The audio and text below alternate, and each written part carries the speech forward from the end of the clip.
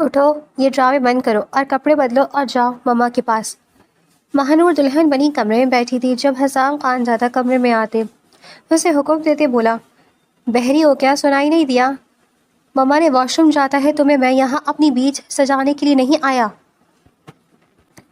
سمیر خان زادہ نے کہتے اس کے دل کے ٹکڑے کیے تھے۔ اس کی ماں اپائج ماں تھی، مہرین کو ملازمہ کے طور پر لایا گیا تھا۔ سمیر خان زادہ نے اسے کھینچتے ہوئے اپنی ماں کے کمرے میں لا کر چھوڑا۔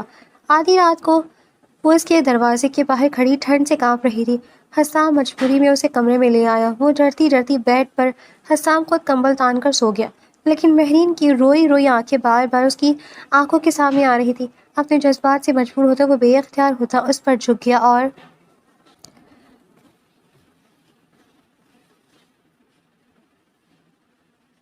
یا اللہ میری کسی امیر گھر میں شادی کر دے، مجھے اچھا سا پیارا سا امیر سا دلہا دے دے، بالکل محل جیسا بڑا گھر دے دے جسے دیکھ کر میری سہیلیاں میری قسمت پر رشک کریں۔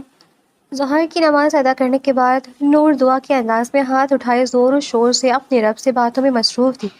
اس کی دعاؤں کا دورانیہ دن بدن طویل ہوتا جا رہا تھا اور دعاؤں کی فہرست یہی تھی کہ امیر اور اچھا خوبصورت دلہا ملے جو زندگی کی ساری کمیوں کا ازالہ کر دے۔ نور نے جب سے آنکھ کھولی تھی گھر میں غربت کے ڈیرے جمائے ہوئے دیکھے تھے۔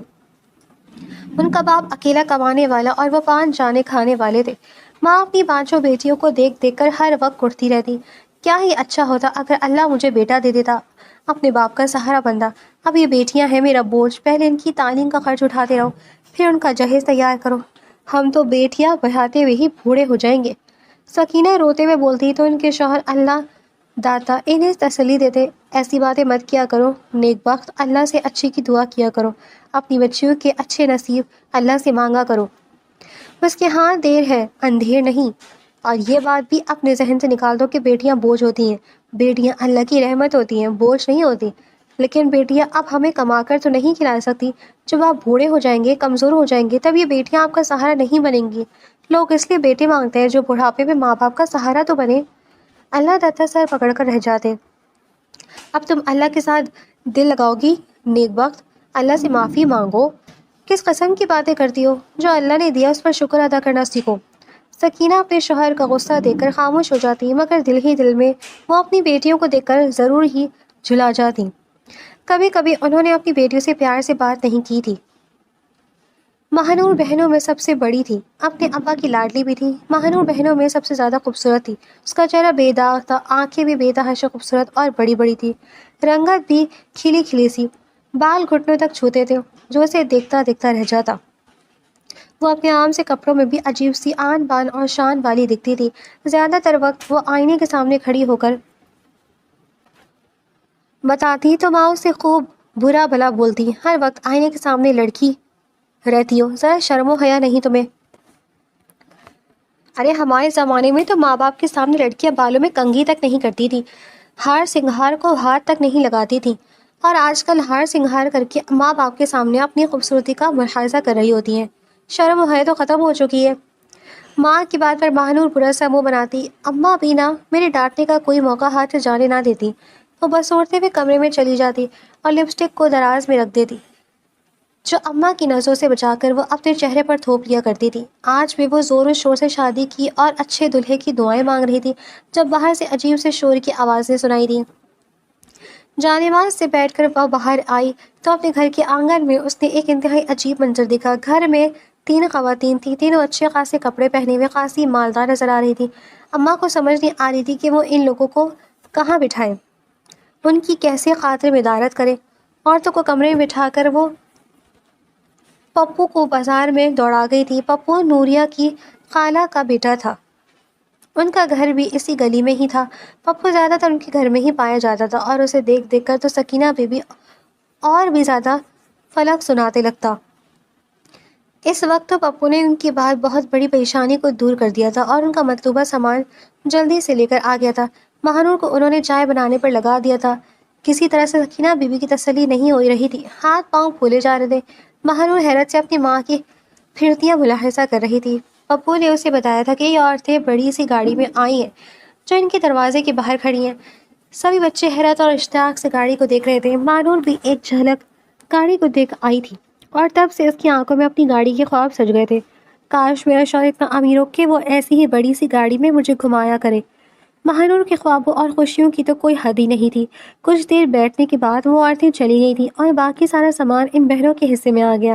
ابو بھی ان کے ساتھ مل کر ایک ایک چیز سے انصاف کرنے لگا۔ خلاف معمول سکینہ بھی بہت خوش تھی، چہرہ خوشی سے کھلا جا رہا تھا۔ کتنے وقت کے بعد ماں کے چہرے پر بیٹیوں نے مسکراہٹ دیکھی تھی، ورنہ وہ تو ہر وقت غصے میں ہی رہتی تھی۔ آج وہ بار بار دروازے کے چکر لگاتے ہوئے شوہر کا انتظار کر رہی تھی۔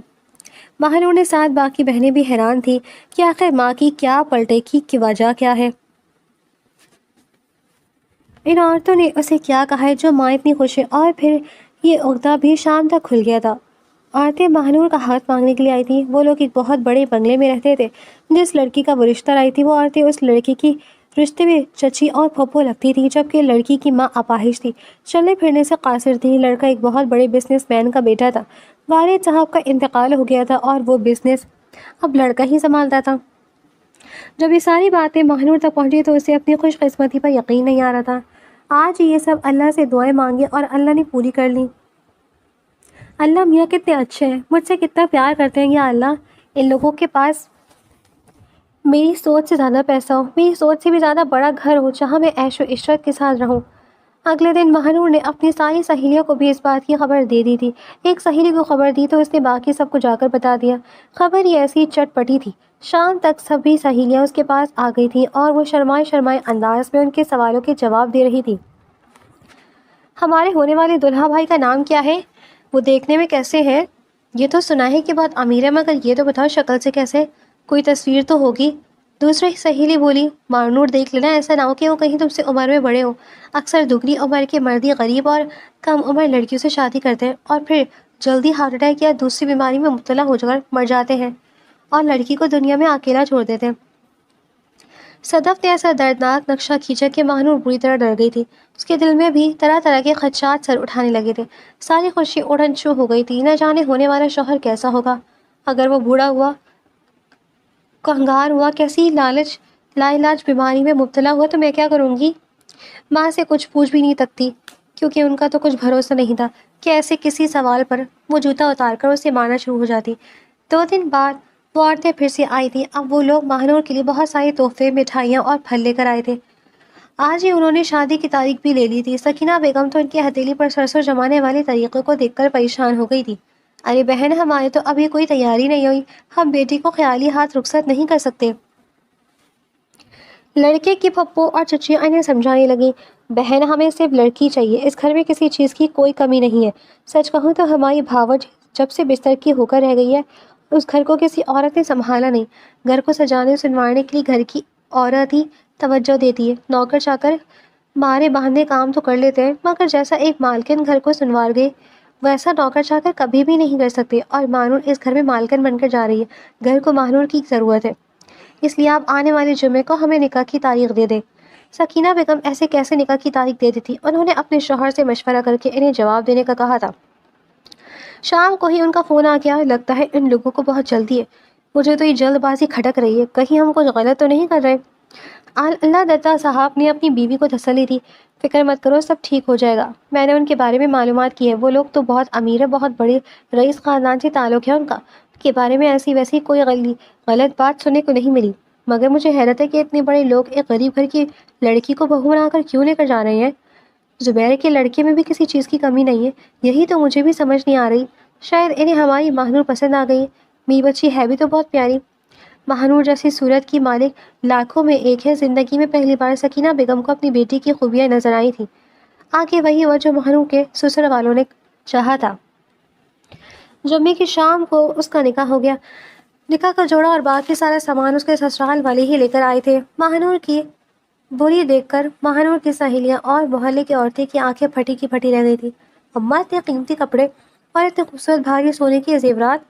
مہانور، تمہاری تو سچ میں لاٹری نکل گئی، تمہاری قسمت اتنی روز آور ہوگی، یہ اس بات کا ہمیں اندازہ نہیں تھا۔ صدر کے لہجے میں حسد اور رشک صاف نظر آ رہا تھا۔ مہانور ان سب چیزوں کو دیکھ کر خوش تھی، مگر اس کے دل میں یہ ڈر بھی تھا کہ کہیں نہ جانے دلہا کیسا ہوگا، وہ کہیں معذور نہ ہو یا کہیں عمر میں زیادہ نہ ہو۔ اگر ایسا ہوا تو وہ پھر کیا کرے گی؟ मगर निकाह के बाद जब उसने चोरी छुपे नज़रों से अपने शौहर को देखा तो उसका दिल खुशी से बाग बाग होने लगा। शौहर तो बहुत ही खूबसूरत था, बिल्कुल फिल्मी हीरो जैसा। घूंघट की ओट से चुपके चुपके कितनी बार उसने उस दुल्हे को देख लिया था और अपनी किस्मत पर रश्क करने लगी। उसकी सहेलियां भी कान में सरगोशियां किए जा रही थी। अरे मानो, तुम्हारा दुल्हा तो बहुत प्यारा है, तुम तो इसके सामने बिल्कुल आम लग रही हो, ये तो तुम्हें बिल्कुल भी खाते में नहीं लाएगा। मगर महानूर को अपनी खूबसूरती और हुस्न पर पूरा यकीन था। उसने भी अपनी सहेली को सरगोशी में जवाब दिया, ये तो मैं तुम्हें बाद में बताऊंगी कि मेरी खूबसूरती को देखकर वो किस तरह से घायल हुआ। शमसा की इस बात पर उसे धक्का लगा कर रह गई। तुम तो बहुत ही बेशर्म हो गई हो, अभी तो अपने शौहर की बेताबियां बेचैनियां नहीं देखी, न ही उसकी जसारतें देखी हैं, उसके बाद तुम और भी ज़्यादा बेबाक हो जाओगी। महानूर की अपनी सहेलियों की बात सुनकर रुखसार दहक उठे थे और फिर रुखसती का शोर उठ गया। माँ के गले लगते ही वो फूट फूट कर रो दी। हालांकि सारी ज़िंदगी तो उसे अपनी माँ से गिला ही रहा था कि वो उसे मोहब्बत नहीं करती, हमेशा उसे डांटती रहती है। मगर आज न जाने कैसा डर था कि उसका वहाँ से अलग होने का दिल ही नहीं चाह रहा था। दूल्हा साथ ही बेजार सा खड़ा सारी कार्रवाई को देख रहा था। वो सख्त बेजार हो रहा था। कई लोगों ने उसकी बेजारी को नोट किया, मगर किसी ने इतने अमीर आदमी के बारे में कोई बात कहने की जिसारत नहीं की थी। सब उसकी दौलत और खूबसूरती को देखकर ही मरहूब हो गए थे। महानूर को जब गाड़ी में बिठाया गया तो उसके साथ समीर के रिश्ते की चची आकर बैठ गई। समीर फ्रंट सीट पर बैठ गया। गाड़ी जब थोड़ा सा आगे चली तो वो चंद जला भुना अंदाज में अपनी फुप्पो से कहने लगा, आपसे कहा भी था कि 10 मिनट के अंदर अंदर ये सारी कार्रवाई निपटा लीजिएगा, निकाह के साथ ही रुखसती कर दीजिएगा, मगर आपकी वजह से मुझे इतने फजूल लोगों में इतनी देर तक बैठकर वक्त बर्बाद करना पड़ा। इतनी अहम मीटिंग थी मेरी, मगर आपकी वजह से मेरी मीटिंग पर नहीं जा सका। पप्पो उसे तंबीही नज़रों से घूरने लगी और दुल्हन की तरफ इशारा किया। महानूर, वो तो अपने शौहर का सपाट लहजा और बेजार आवाज़ सुनकर ही बुरी तरह परेशान हो गई थी। क्या शादी में उनकी रज़ामंदी शामिल नहीं है? मैंने सोचा था कि शायद मेरे होने वाले शौहर ने मुझे देखा और मेरी खूबसूरती देखकर पागल हो गया, मगर ये तो बहुत ही बेजार लग रहे हैं। अल्लाह खैर करे, ये इतना गुस्से में क्यों लग रही हैं? घर आई तो पप्पो से लेकर अपनी भावज सनोबर के कमरे में आई। ये तुम्हारी सास है, सलाम करो इन्हें। महानूर ने सर उठाकर इस औरत की तरफ देखा जिसके चेहरे पर शफ़क़त और मुलायमत थी, आंखों में मोहब्बत थी। महानूर ने उनके सामने सर झुकाया तो उन्होंने बेसाख्ता उसका माथा चूम लिया।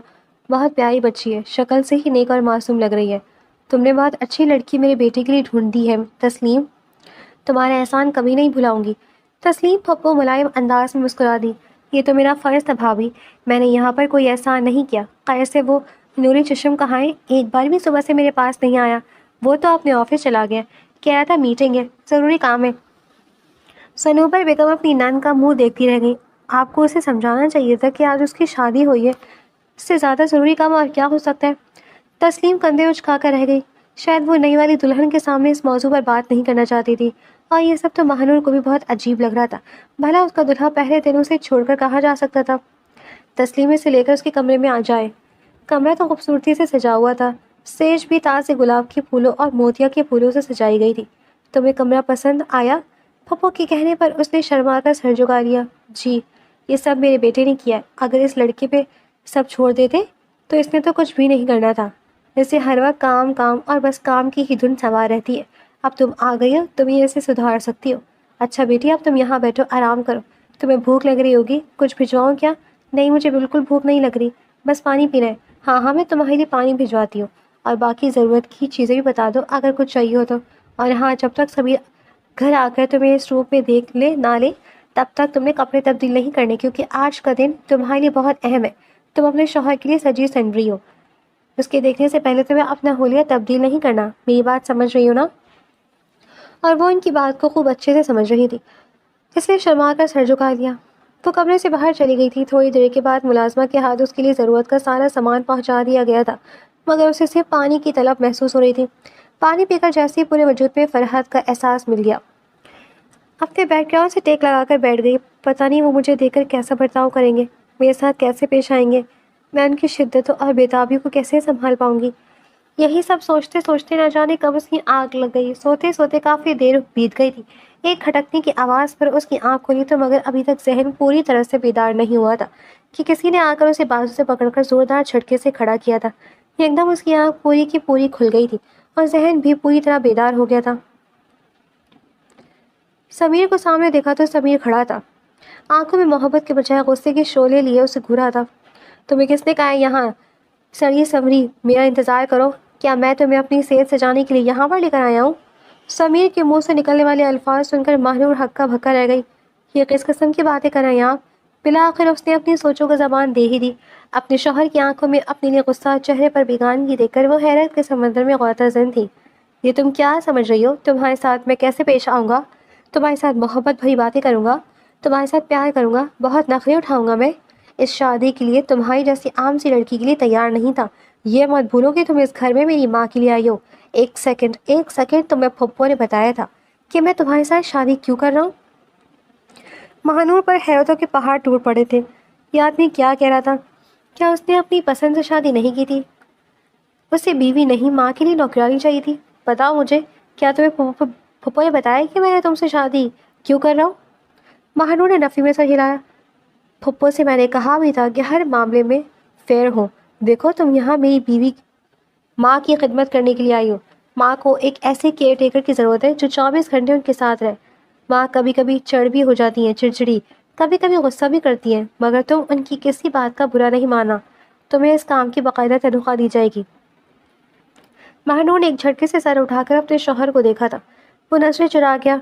اگر آپ کو اپنی بیوی نہیں بلکہ ماں کے لیے نوکرانی چاہیے تھی تو آپ کسی نوکرانی کا انتظام کرتے. اس کے لیے آپ کو نکاح کرنے کی کیا ضرورت تھی؟ مہنور کے خواب بری طرح سے ٹوٹ گئے تھے. انتہائی صدمے کی کیفیت میں تھی اور اس کے منہ میں جو آیا وہ بولتی چلی گئی. سمیر نے اسے غصے سے گھور کر مزید کچھ کہنے سے روک دیا. ماں کے لیے بہت ساری عورتوں کو رکھ کر دیکھ چکا ہوں. ماں کبھی کبھی بہت ازواجی ہو جاتی ہیں. ان کی برداشت کرنا اتنا آسان نہیں ہوتا، اس لیے عورتیں کچھ دن کے بعد ہی بھاگ جاتی ہیں. شادی کرنے کا فیصلہ میں نے اس لیے کیا کیونکہ غریب اور عام گھر کی لڑکی کے پاس واپسی کا کوئی راستہ نہیں ہوتا. بہت خوب، آپ نے بالکل صحیح سوچا. آپ نے اچھی پلاننگ کی، مگر آپ یہ بھول گئے کہ آپ ایک جیتی جاتی لڑکی کو اس گھر میں لے کر آ رہی ہیں جس کے جذبات بھی ہوں گے، احساسات بھی ہوں گے. مگر آپ نے پہلے دن میرے خوابوں کو توڑ دیا، میرے احساسات کو رون ڈالا. اس کی جذباتی تقریر سن کر سمیر پر کوئی اثر نہیں ہوا تھا. اس کے ہونٹوں پر یہ سب باتیں سن کر تنزیہ مسکراہٹ بکھر گئی تھی. تمہارے لیے یہی کافی ہے کہ تم ایک چھوٹے سے گھر سے اٹھ کر اتنے بڑے بنگلے میں آ گئی ہو. اور کیا چاہیے تمہیں؟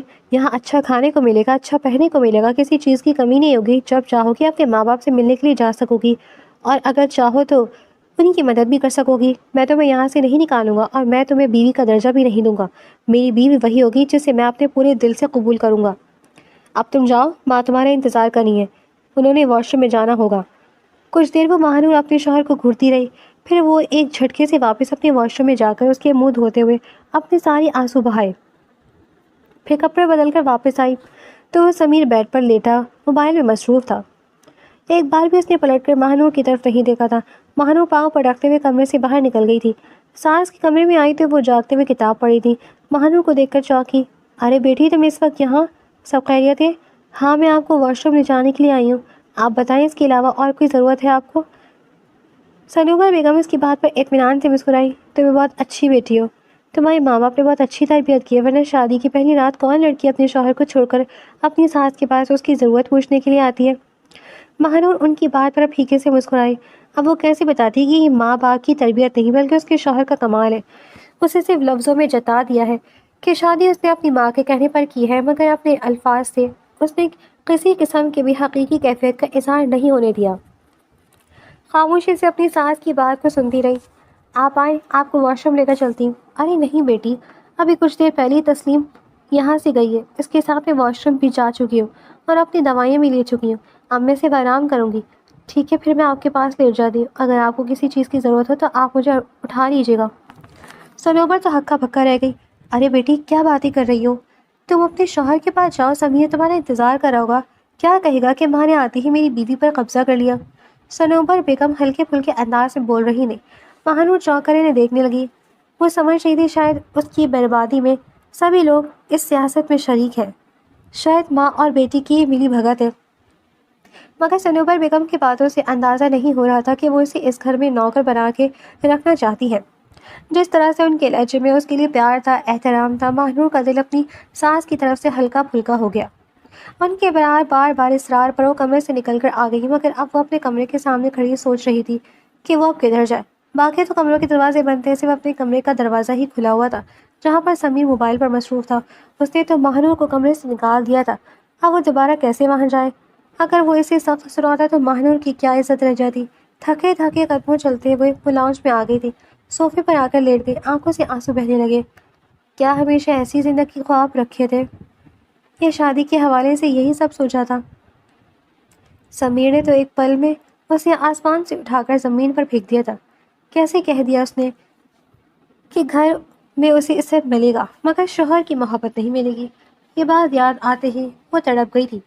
وہ بھی تو ہمیشہ دعاؤں میں یہی مانگتی تھی کہ بڑا سا گھر ملے، دولت ملے، نوکر چاکر ملے، شوہر کی محبت اور قدر تو اس نے کبھی دعاؤں میں نہیں مانگی تھی، تو کیا اسے اسی بات کی سزا ملی ہے جو اسے ایسا بے قدرہ شوہر ملا ہے؟ وہ تڑپ کر اٹھ کر بیٹھ گئی تھی۔ اتنی دیر تک وہ طرح طرح کی سوچوں میں الجھی رہی اور بالکل آخر میں نیند کی دیوی اس پر مہربان ہو ہی گئی۔ آدھی رات کا وقت تھا جب سمیر کی پیاس کی شدت سے آنکھ کھلی۔ سائے ٹیبل پر دیکھا، پانی کا جگ پڑا تھا مگر پانی گرم ہو چکا تھا۔ اس کی ہمیشہ سے ہیبٹ تھی، ٹھنڈا پانی پینے کی عادت تھی۔ نیند تو پوری طرح سے ٹوٹ گئی تھی، اس لیے اس نے سوچا کہ پانی پینے کے بعد وہ ایک نظر اپنی ماں کو دیکھ لے۔ ہمیشہ اس کی یہی روٹین رہی تھی۔ رات کو ایک بار وہ اپنی ماں کو لازمی دیکھتا تھا۔ سمیر کمرے سے نکل کر باہر آ رہا ہے تو لاؤنج میں اسے وہ لڑکی بے خبر سوتی ہوئی نظر آئی جو اس کی بیوی بن کر اس حویلی میں آئی تھی۔ سوتے وقت وہ بے تحاشا معصوم لگ رہی تھی، چہرے کے آس پاس بالوں کی لٹیں پھیلی ہوئی تھیں۔ اس کا مدہوش کن حسن دیکھ کر کتنی لمحے تو سمیر اس کے چہرے سے نظر نہیں ہٹا سکا۔ ایسا نہیں تھا کہ زندگی میں پہلی کبھی اس نے کوئی لڑکی دیکھی تھی، بلکہ اس کی زندگی میں بہت ساری لڑکیاں آئی تھیں، بہت ساری لڑکیوں کے ساتھ دوستی بھی تھی۔ کتنی لڑکیاں اس کو پسند بھی کرتی تھی، کتنی لڑکیاں محبت کی دعوے دار بھی بنی، مگر اس کا کبھی کسی لڑکی پر دل نہیں آیا تھا۔ ضرورت سے زیادہ اہمیت اس نے کبھی کسی لڑکی کو نہیں دی تھی اور نہ ہی کبھی کسی کے بارے میں اس نے سنجیدگی سے سوچا تھا، مگر یہ لڑکی جو اس کے سامنے موجود ہے یہ کوئی غیر نہیں، اس کی بیوی تھی، اس کی منکوحہ، جو جائز رشتے سے اس کی زندگی میں شامل ہوئی تھی۔ سمیر اس پر پورا پورا حق رکھتا تھا۔ بالکل مکانگی انداز میں چلتا ہوا وہ ماہنور کے پاس آیا، اس کے چہرے کو ہلکے سے چھوا تو وہ کسمسا کر چہرے کا رخ بدل گئی۔ سمیر کے چہرے پر مسکراہٹ آ گئی۔ یہ تو بہت خوبصورت ہے، میں نے غور سے پہلے دیکھا ہی نہیں، اگر دیکھتا تو شاید اس طرح سے نہ برتاؤ کرتا۔ آدھی رات کا وقت تھا، تنہائی اور ایک خوبصورت لڑکی ساتھ ہو۔ وہ بہکنے لگا تھا۔ جب اس کی جسارتیں حد سے زیادہ بڑھنے لگی تو ماہنور کسمسا کر اٹھ بیٹھی اور پھر جب اس کی سمیر پر نظر پڑی تو وہ بری طرح گھبرا گئی، چہرے پر حیا کی لالی چھا گئی۔ آپ یہاں؟ سمیر اسے گھبراتے ہوئے انداز میں دیکھ کر محسوس ہوتے ہوئے اس کے قریب ہو گیا تھا اور پھر اسے کھینچ کر اپنے اور اوپر قریب کر لیا تھا۔ ہاں میں یہاں تمہارے پاس، کیا تمہیں کوئی اعتراض ہے؟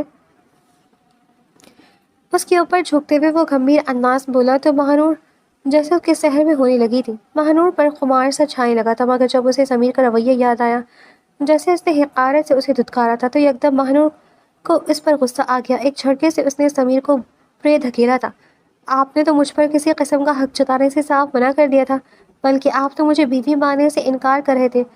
آپ کے کہنے کے مطابق میں اس گھر میں آپ کی ماں کی خدمت کے لیے آئی ہوں، تو پھر آپ کس حق سے میرے پاس آئے ہیں؟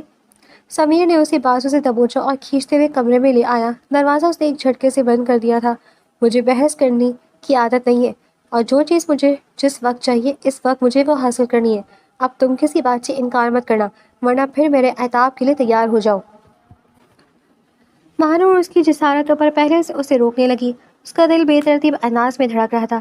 دل ہی دل میں سمیر پر غصہ بھی تھا، مگر جلدی اس نے پھر خود کو حالات کے مطابق چھوڑ دیا تھا، کیونکہ سمیر اتنی آسانی سے اسے چھوڑنے والے میں سے نہیں تھا۔ اگلے دن جب اس کی آنکھ کھلی تو سمیر ڈریسنگ ٹیبل پر کھڑا بال بنا رہا تھا۔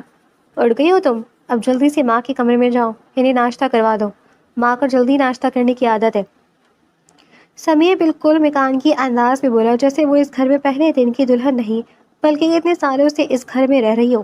ماہنور کو اس کے انداز پر غصہ تو آیا، ایک بار اس کے دماغ میں گزشتہ رات سمیر کی بے تابیہ گھومنے لگی تھی، مگر اب وہ جس طرح روکھے انداز سے بات کر رہا تھا ماہنور کو بے طرح غصہ آیا۔ وہ اٹھتی بھی واش روم میں چلی گئی تھی۔ سمیر نے اس کی پشت کو گھورا اور پھر معنی خیزی سے مسکرا دیا۔ ماں کے کمرے میں آئے تو وہ اسے ہنستا مسکراتا نہایا دھویا دیکھ کر محبت سے مسکرا دی۔ کیسا ہے میرا بیٹا، خوش ہے؟ بیوی کیسی لگی تمہیں؟ اچھی ہے، مختصر سا جواب دے کر وہ ان کے پاس بیٹھ گیا۔ لڑکی بہت اچھی ہے سمیر، بہت محبت کرنے والی، خیال رکھنے والی، اس لڑکی کی قدر کرنا، ایسی بیویاں قسمت والوں کو ملتی ہیں۔ آپ نے ناشتے میں کیا لینا ہے مجھے بتا دیں، میں ماہنور سے کہہ کر وہ بنوا لوں گا۔ وہ اس کی بات پر حیران رہ گئی۔ ماہنور سے بنواؤ گے؟ اس کا یہاں پر پہلا دن ہے، پہلے دن اسے کچن میں لگا دو گے؟ تو امی کیا ہوا اگر اس کا پہلا دن ہے تو؟ آخر اس گھر کی بہو ہے اور آج سے گھر کو اس نے خود ہی سنوارنا ہے۔ امی میری بات مانے تو آپ اسے زیادہ سر پر مت چڑھائیے گا۔ اگر شروع دن سے اسے قابو میں نہیں کیا تو ایک دن وہ سر پر چڑھ کر ناچے گی جیسا آپ کی پہلی بہو نے کیا تھا۔ میں نہیں چاہتا کہ آپ کی یہ بہو بھی اس کے نقش قدم پر چلے۔ بیٹا، ہر عورت دوسری عورت سے مختلف ہوتی ہے اور وہ تمہاری پسند تھی، بغیر سوچے سمجھے تم نے اس سے شادی کر لی تھی۔ تمہیں میں نے کتنا سمجھایا تھا، جتنا روکا تھا، مگر تم نے میری بات نہیں مانی۔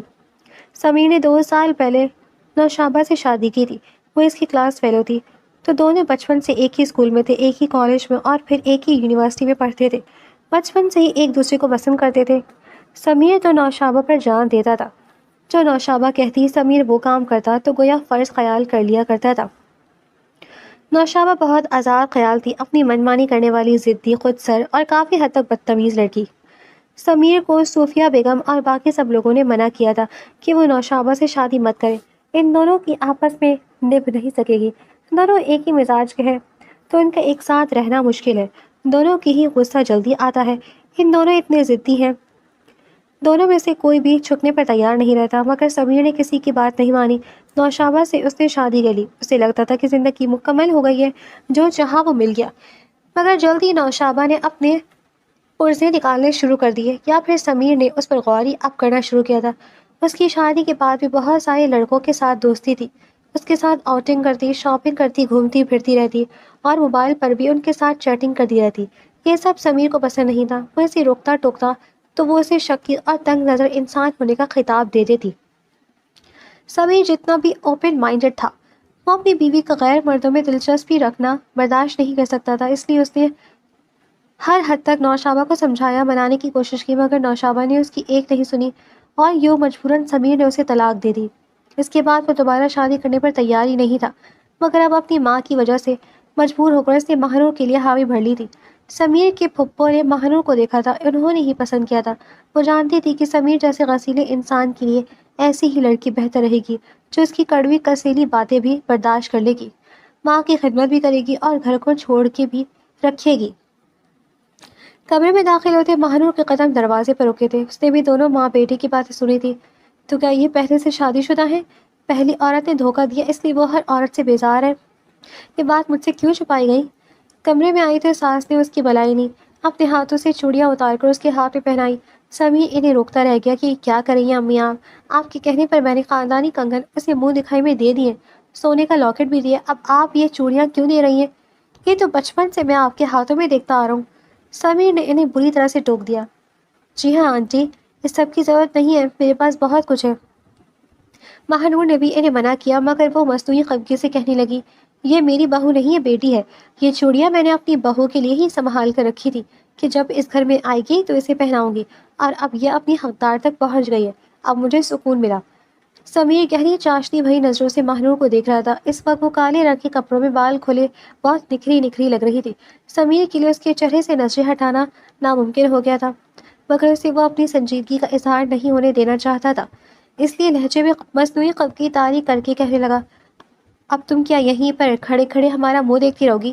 جاؤ کچن میں جا کر ناشتہ بناؤ، امی سے پوچھ لو انہوں نے کیا کھانا ہے، میرے لیے تو تم نے پراٹھے بنانے ہیں۔ ماہنور وہاں سے چلی گئی تو صوبر اپنے بیٹے کو غصے سے دیکھتی رہ گئی۔ یہ کون سا طریقہ ہے سمیر اپنی بیوی سے بات کرنے کا؟ وہ پہلے دن کی دلہن ہے اور تم اس طرح سے اس سے بات کر رہے ہو جیسے ملازموں سے کہی جاتی ہے۔ امی، میں اسے شروع دن سے ہی اس کی حد میں رکھنا چاہتا ہوں، میں نہیں چاہتا کہ وہ بھی نوشابہ کی طرح پرزے نکالے۔ اسے میں نے سمجھا دیا ہے کہ شادی میں نے آپ کے لیے کی ہے، آپ کی خدمت کے لیے، اور آپ بھی یہ باتیں اس کے ذہن نشین کروا دیجیے گا، ایسا نہ ہو کہ وہ اپنی حد سے گزر جائے۔ ویسے میں نے سنا ہے کہ یہ جو مڈل کلاس گھرانے کی لڑکیاں ہوتی ہیں، جب ایک دم سے روپیہ پیسہ ملتا ہے تو یہ اپنی اوقات ہی بھول جاتی ہیں۔ اگر آپ نے اس لڑکی پر خاص نظر رکھنی ہے بیٹا، تمہاری سوچ ایسی ہوگی، اس بات کا مجھے اندازہ نہیں تھا۔ اب میں سوچ رہی ہوں کہ میری تربیت میں کہاں کمی رہ گئی تھی جو تم ایسے ہو گئے ہو، اتنے بے رحم ہو گئے ہو، اپنی بیوی سے ایک ہی دن میں کہہ دیے کہ تمہیں اس کی کوئی اچھائی یا خوبی نظر نہیں آ رہی۔ ایسا مت کرو بیٹا، ورنہ بعد میں پچھتاوے کے سوا تمہارے ہاتھ کچھ بھی نہیں آئے گا۔ سمیر نے اپنی ماں کی بات پر لاپرواہی سے سر جھٹکا آپ بلا وجہ اس کی طرفداری کر رہی ہیں۔ جو میں کر رہا ہوں وہ ٹھیک کر رہا ہوں۔ ان لڑکیوں کو اسی طرح ہی ان کے حد میں رکھنا چاہتا ہے، ورنہ یہ آپ سے باہر ہی ہو جاتی ہیں۔ وقت کا پہیہ اپنی دھیمی مگر مستقل رفتار سے چلتا رہا۔ حویلی کی در و دیوار ماہنور کی خاموش قربانیوں اور ساس کی بے لوث خدمت کی گواہ بن چکے تھے۔ سمیر کا رویہ تاحال سرد اور حاکمانہ تھا، لیکن وہ اندر ہی اندر ماہنور کی خاموش طبع اور صبر کو محسوس کرنے لگا تھا، اگرچہ اس کا اعتراف اس کی انا کے خلاف تھا۔ ایک رات جب فجر کے طلوع ہونے میں ابھی کچھ گھنٹے باقی تھے اور پوری کائنات پر ایک گہرا سحر انگیز سکوت طاری تھا، سمیر کی آنکھ اچانک پیاس کی شدت سے کھل گئی۔ اس نے دائیں بائیں دیکھا، سائڈ ٹیبل پر رکھا پانی کا جگ خالی تھا۔ اس نے گھڑی پر نظر ڈالی، رات کا آخری پہر شروع ہو چکا تھا، جسے قبولیت کی گھڑی کہا جاتا ہے۔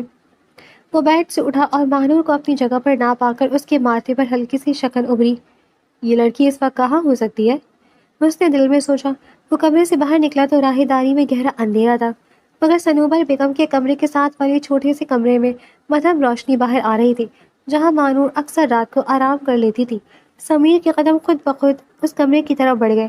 جیسے ہی وہ نیم وار دروازے کے قریب پہنچا، اندر سے کسی کے سسکنے اور دھیمی آواز میں رونے کی آواز گونجی۔ سمیر نے دھڑکتے دل کے ساتھ جھانک کر دیکھا۔ ماہنور جانماز پر سر بسجود تھی۔ اس کے سفید دوپٹے کا آنچل زمین پر پھیلا ہوا تھا اور وہ پورا وجود بری طرح کانپ رہا تھا۔ وہ سجدے سے اٹھی، اس کی آنکھوں سے نکلنے والے آنسو اس کے رخساروں کو بھگوتے ہوئے گردن تک جا رہے تھے اور اس نے کانپتے ہوئے ہاتھ دعا کے لیے اٹھا رکھے تھے۔ یا اللہ میرے پروردگار، میں تجھ سے دنیا کی دولت نہیں مانگتے، مجھے اس بنگلے کی چکا چوند نہیں چاہیے۔ ماہنور کی آواز گریوں زاری سے روند گئی تھی۔ مولا میرے شوہر کے دل میں میری محبت پیدا کر دے، ان کے دل سے پہلی شادی کے زخموں کی تلخی اور نفرت کو مٹا دے۔ وہ بہت اچھے بیٹے، انہیں ایک اچھا شوہر بھی بنا دے۔ میرا مجھے ان کی نظروں میں عزت اور دل میں پناہ دے دے۔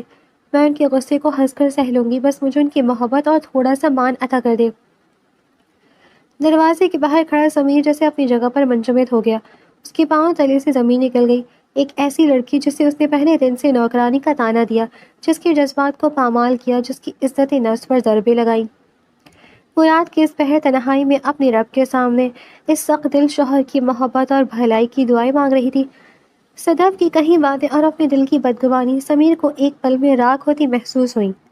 نوشامہ کی بے وفائی کا زہر جو اس کے وجود میں بھرا تھا، ماہنور کے ان پاکیزہ آنسوؤں کے سامنے پگھلنے لگا۔ سمیر نے ایک گہرا سانس لیا، اس کی اپنی آنکھوں کے گوشے بھی نم ہو چکے تھے۔ وہ خاموشی سے اپنے کمرے کی طرف لوٹ آیا، مگر اب وہ زبیر کا مغرور بیٹا نہیں تھا، بلکہ ایک پیشمان شوہر تھا، جس کے دل پر ماہنور کی دعا نے دستک دی تھی۔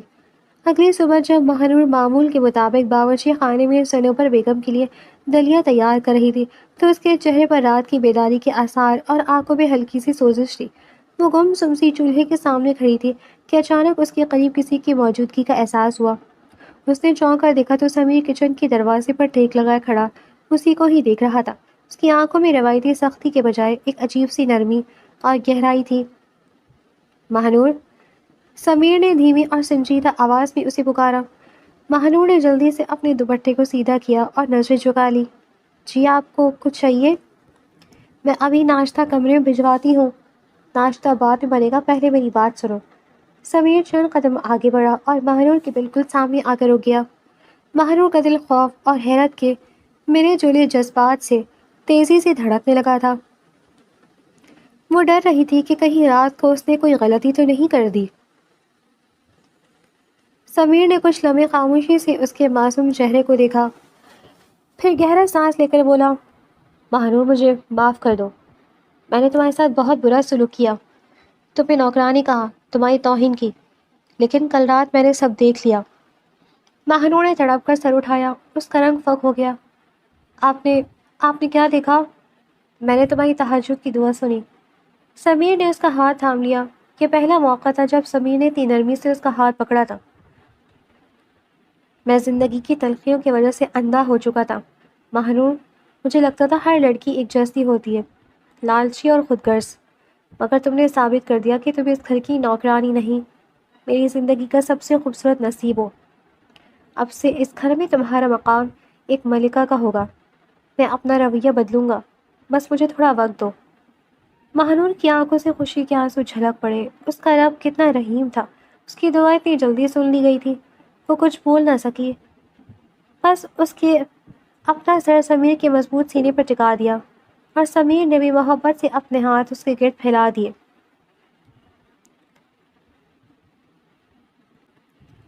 حویلی کی فضاؤں میں نفرت کی برف پگھل چکی تھی اور محبت کا نیا سورج طلوع ہو چکا تھا۔ دن ہفتوں اور ہفتے مہینوں میں بدلتے گئے۔ سمیر نے اپنا وعدہ سچ کر دکھایا تھا۔ اب وہ مہنور کا حد سے زیادہ خیال رکھتا تھا۔ کچن کے کاموں سے لے کر اس کی ہر چھوٹی ضرورت تک سمیر خود آگے بڑھ کر چیزوں کو دیکھتا۔ اور پھر وہ دن بھی آیا جب اس حویلی میں خوشیوں کی شہنائیاں گونج اٹھی۔ مہنور نے ایک خوبصورت اور صحت مند بیٹے کو جنم دیا، جس کا نام انہوں نے احسن رکھا۔ بچے کی پیدائش نے سمیر کو بالکل بدل کر رکھ دیا۔ وہ جو کبھی کام کے سلسلے میں رات گئے تک گھر نہیں آتا تھا، اب آفس سے جلدی بھاگتا تاکہ اپنے بیٹے اور بیوی کے ساتھ وقت گزار سکے۔ حویلی میں جو کبھی ایک خاموش مقبرے کا منظر پیش کرتی تھی، اب بچے کی کھلکاریوں سے گونجنے لگی تھی۔ ایک شام سمیر کمرے میں داخل ہوا تو اس کے ساتھ ایک درمیانی عمر کی خاتون تھی، جو وضع قطار سے کافی سلیقہ مند اور تربیت یافتہ لگ رہی تھی۔ مہنور بچے کو گود میں لیے صوفے پر بیٹھی تھی، جبکہ سنوبر بیگم وہیں بستر پر لیٹی محبت بھری نظروں سے اپنے پوتے کو نہار رہی تھی۔ مہنور، یہ کلثوم بی بی ہے، سمیر نے مسکراتے ہوئے تعارف کروایا۔ میں نے امی کے لیے ایک مستقل آیا کا بندوبست کر دیا ہے۔ اب یہ 24 گھنٹے امی کے ساتھ رہیں گی۔ ان کی ادویات، واش روم جانا اور مالش وغیرہ سب یہی دیکھ لیں گی۔ میں اب اپنی بیوی پر مزید بوجھ نہیں ڈالنا چاہتا، اسے اپنے بچے کی تربیت پر توجہ دینی چاہیے۔ سنوبر بیگم نے بستر پر بیٹھے بیٹھے اپنے بیٹے کو دیکھا۔ ان کی آنکھیں خوشی سے بھر گئیں۔ سمیر بیٹا، تو نے میری زندگی کی سب سے بڑی پریشانی دور کر دی، لیکن سچ کہوں تو مجھے اب کسی آیا کی بھی اتنی ضرورت نہیں رہی۔ جب سے یہ احسن میری گود میں آئے، مجھے لگتا ہے میری آدھی بیماریاں ویسے ہی ختم ہو گئی ہیں۔ مہنور نے محبت سے ساس کی طرف دیکھا۔ امی جان، آپ ایسا مت کہیں، کلثوم بی بی آپ کا خیال رکھیں گی تو آپ جلدی بالکل ٹھیک ہو جائیں گی۔ اور سنوبر بیگم کے الفاظ سچ ثابت ہوئے۔ چھوٹے احسن کی آمد سنوبر بیگم کے لیے کسی معجزے سے کم نہیں تھی۔ وہ خاتون جو سالہ سال سے اپنے کمرے کے بستر تک محدود تھی اور جنہیں بات بات پر شدید جذباتی دورے پڑتے تھے، وہ آہستہ آہستہ بدلنے لگی۔ بچے کو اپنے پاس کھلانے اور اس کی چھوٹی چھوٹی ضرورتوں کو دیکھنے کے چکر میں ان کا دھیان اپنی بیماری سے بالکل ہٹ گیا۔ چند ہی مہینوں میں وہ دورے جو سنوبر بیگم کو ذہنی تناؤ اور تنہائی کی وجہ سے پڑتے تھے، بالکل ختم ہو گئے۔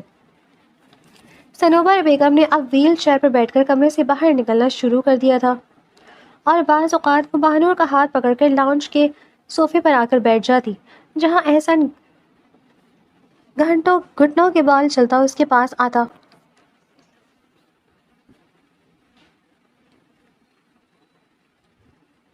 ایک دن کا منظر بڑا دلنشین تھا۔ شام کے وقت لاؤنج کی بڑی کھڑکی سے دھوپ کی زرد کرنیں اندر آ رہی تھی۔ سنوبر بیگم صوفے پر بیٹھی احسن کو بہلا رہی تھی، جبکہ کلثوم بی بی پاس کھڑی مسکرا رہی تھی۔ سمیر نے آفس سے آتے ہی مہنور کے کندھے پر ہاتھ رکھا اور لاؤنج کا یہ خوبصورت منظر دیکھنے لگا۔ دیکھا مہنور، سمیر نے سرگوشی کے انداز میں بیوی کے کان میں کہا، یہ سب تمہاری اس رات کی تہجد کی دعا کا اثر ہے۔ تمہارے صبر نے نہ صرف مجھے بدلا، بلکہ میری ماں کو نئی زندگی دے دی۔ میں واقعی میں بہت خوش قسمت ہوں کہ تم میری شریک حیات ہو۔ مہنور نے سمیر کی طرف دیکھا۔ اس کے چہرے پر ایک پرسکون اور فاتحانہ مسکراہٹ تھی۔ یہ میرا کمال نہیں ہے سمیر، یہ میرے رب کا کرم ہے جو صبر کرنے والوں کو کبھی مایوس نہیں کرتا۔ حویلی کا ہر کونا اب محبت، سکون اور شفا کی خوشبو سے مہک رہا تھا۔ جہاں کسی زمانے میں بدگمانیوں کے سائے تھے، اب وہاں ایک مکمل اور خوشحال خاندان آباد تھا۔